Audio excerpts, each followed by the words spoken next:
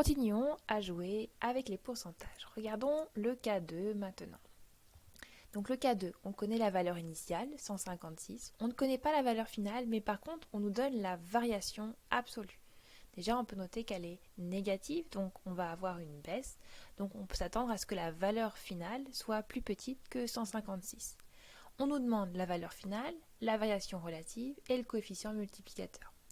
Alors ici, on a intérêt à trouver d'abord la valeur finale, puisqu'on sait que la variation absolue, c'est la différence entre le final moins l'initial. Et donc, du coup, ici, si on traduit tout ça, ça veut dire qu'on a y2 moins y1 qui est la variation absolue.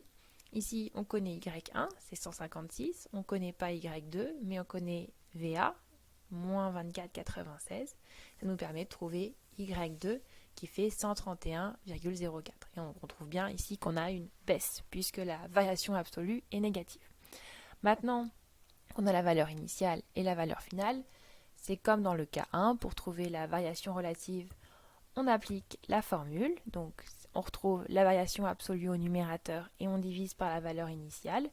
Ici, je trouve moins 0,16. Donc, encore une fois, variation relative, on dirait plutôt elle est de moins 0,16. Par contre, on pourrait dire le taux d'évolution est de moins 16%. On fait attention, on n'oublie pas le signe. Le signe, il est fondamental. C'est lui qui va nous dire qu'on est dans le cas d'une baisse. On sait que quand t est positif, on a une augmentation, et quand t est négatif, on a une baisse. Et ensuite, le coefficient multiplicateur, on applique toujours la formule. On fait attention si t est donné en pourcentage ou en valeur décimale. Donc ici, nous on avait moins 0,16, donc 1 moins 0,16, on trouve 0,84. Donc je vous rappelle ce qui signifie ce coefficient multiplicateur, ça veut dire que pour passer de la valeur initiale à la valeur finale, on multiplie par 0,84. Donc ici, 156 fois 0,84, on retrouve la valeur qu'on a trouvée tout à l'heure, je crois, 131,04. Voilà.